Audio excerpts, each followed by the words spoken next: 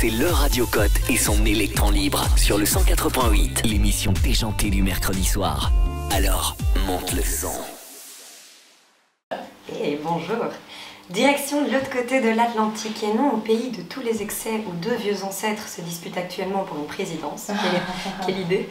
Mais un chouïa plus bas au Mexique, pays où les ancêtres, justement, sont célébrés à l'occasion del Día de los Muertos, entre tradition aztèque et retouche catholique. Mais d'abord, petit tour dans nos contrées pluvieuses. Qu'est-ce qu'on faisait dimanche? Qu'est-ce qu'on faisait dimanche? On était co-vidéo, Cote. Mais non, qu'est-ce qu'on faisait? Qu'est-ce que les Belges et qu'est-ce que les Européens faisaient dimanche? Qu'est-ce qu'on faisait dimanche? Tu me demandes ça à moi, tu crois que... On allait laver les tombes de nos défunts, ouais. Et on y posait une petite chrysanthème, on versait une petite larme, puis on est parti dans une ambiance morose, extrêmement déprimante, etc.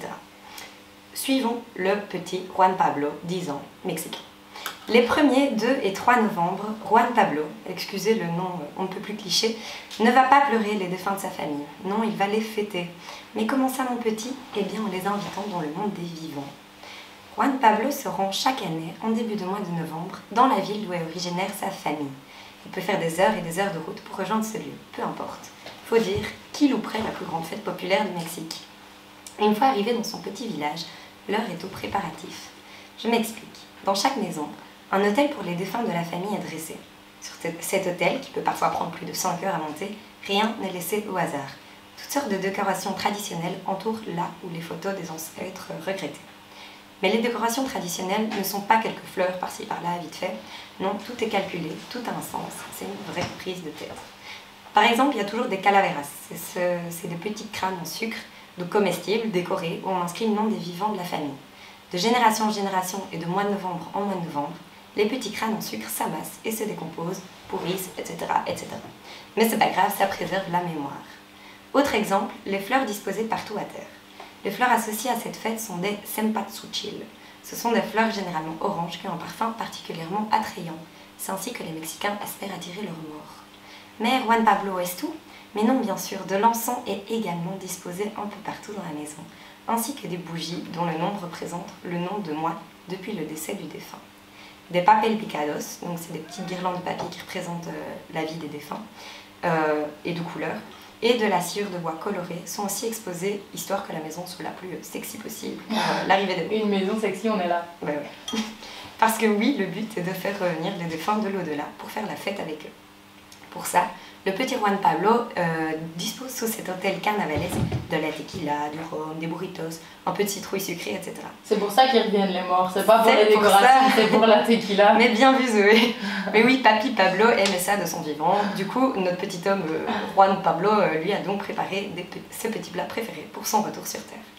Mais Juan Pablo ne se contente pas uniquement de disposer quelques victuailles. Il met également du sel pour purifier l'air, ne me demandez pas comment, et de l'eau pour abreuver les défunts après leur voyage. Un détail, attention, plus un geste, Juan Pablo, comme tous les bambinos de son âge, doit porter un bracelet amulette à son poignet pour toutes les festivités. Parce que des âmes mortes passent par là, ce serait quand même con que les enfants soient kidnappés par celle-ci. Ouais, ce serait un peu glauque, hein. Mais tout à fait. Donc le petit Juan Pablo, après avoir construit tout ça dans sa maison, se rend au cimetière et là rebelote pour la tombe, fleurs, bougies, blablabla. Les cimetières se transforment en véritable œuvre d'art. Il y a plein de gens, des lumières partout, c'est magnifique. C'est super beau. Ouais. Les familles s'y rassemblent alors, mangent, boivent, dansent, récitent des calaveritas, donc ça veut dire tout petit crâne, et c'est des petits poèmes satiriques style pourquoi la vie, pourquoi la mort, que sais-je. Philosophique. C'est ça. Mais s'il n'y a plus de famille pour célébrer les morts, eh bien les Mexicains ont la solution à tout. Si une tombe n'est pas visitée pendant 10 ans, le squelette sera déterré la 11e année et un os, qu'ils choisissent sûrement le moins rongé, est exposé au milieu du cimetière avec tous les autres oubliés. Ça donne envie, hein? Oui, mais je pense que c'est une bonne manière pour dédramatiser la mort.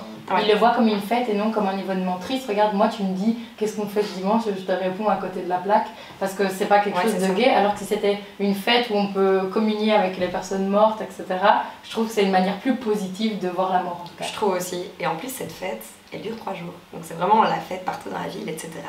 Et donc, bien que Juan Pablo, il ait passé des heures au cimetière et dans sa maison, sa famille et lui, ils sortent dans la rue, ils dansent, ils chantent, etc. dans la rue. C'est vraiment une énorme fête. Et surtout, ils se déguisent. Et je ne sais pas si vous voyez, chers auditeurs, je suis actuellement maquillée. Le make-up assez stylé qui ressemble à un crâne avec des petites dentelles, des petites arabesques, etc. Des paillettes. C'est ça. Et donc, en fait, c'est le déguisement de la Katrina. La Katrina, qu'est-ce que c'est? C'est une caricature des indigènes qui commençaient à s'enrichir de manière totalement ostentatoire. Et donc, ils ne se sentaient plus, ils devenaient prétentieux, etc. Et donc, c'est pour ça que maintenant, on les représente comme des crânes, avec des fleurs, etc. partout. Voilà, donc ça nous vient du Mexique, et maintenant, c'est mondialement connu.